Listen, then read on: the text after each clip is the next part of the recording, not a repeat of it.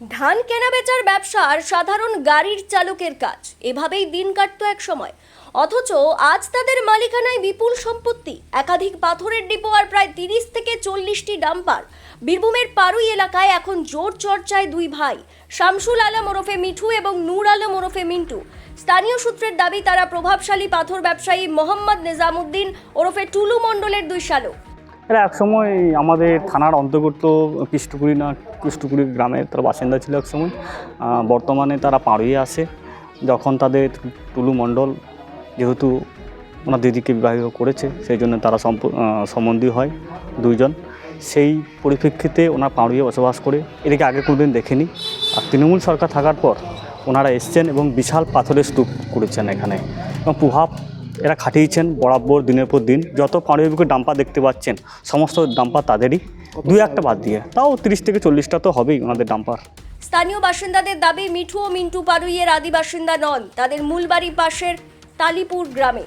2011 থেকে 12 সাল নাগাদ তারা পারুইয়ে এসে বসবাস শুরু করেন, ঠিক যে সময় টুলু মণ্ডল এলাকার পাথর ব্যবসায় নিজের প্রভাব বিস্তার করতে শুরু করেন। ঠিক সেই সময় থেকেই তার দুই শালকও পুরোদমে পাথরের ব্যবসায় নেমে পড়েন। তবে সাধারণ ব্যবসা দিয়ে শুরু করলেও তাদের এই রকেটের গতিতে উত্থান ও সম্পত্তির পাহাড় গড়া নিয়ে এখন এলাকা জুড়ে নানান প্রশ্ন উঠছে। হ্যাঁ চিনি। মিন্টু শেখ ওরফে আপনার শেখ শামসুল, আর মিঠু শেখ ওরফে নূর আলম শেখ। যে নূর আলম শেখ ধানের ব্যবসা করতেন, আর যে মিন্টু শেখ সে আপনার এই গাড়ি চালিয়ে তার জীবিকা নির্বাহ করত। এখন তারা কী করে? এখন টুলু মণ্ডলের শালা যেদিন থেকে তাদের পরিচিত লাভ করেছে, সেদিন থেকে তারা এই ধান বলো গাড়ি বলো এই ব্যবসা তারা আর করে না। তারা পুরোপুরি পাথর ব্যবসার সাথে জড়িত হয়ে গেছে, এবং তাদের নামি বেনামি প্রচুর ডাম্পার করেছে এবং সম্পত্তিও বাড়াচ্ছে। স্থানীয়দের একাংশের অভিযোগ, বর্তমানে দুই ভাইয়ের আলাদা আলাদা পাথরের ডিপো রয়েছে, পাশাপাশি তাদের মালিকানায় প্রায় 30 থেকে 40টি ডাম্পার রয়েছে।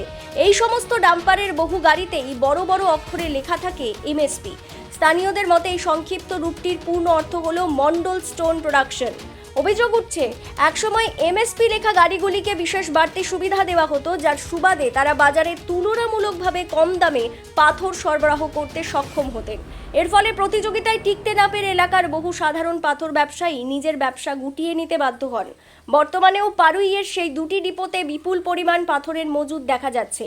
এখনও বেশ কিছু ডাম্পারে স্পষ্ট ভেসে উঠছে এমএসপি লেখা, যদিও বেশ কিছু গাড়ি থেকে সেই নাম ইতিমধ্যেই মুছে ফেলার চেষ্টা করা হয়েছে। এমএসপি লেখার কারণ হচ্ছে এটা টুলু মণ্ডলের সাংকেতিক চিহ্ন।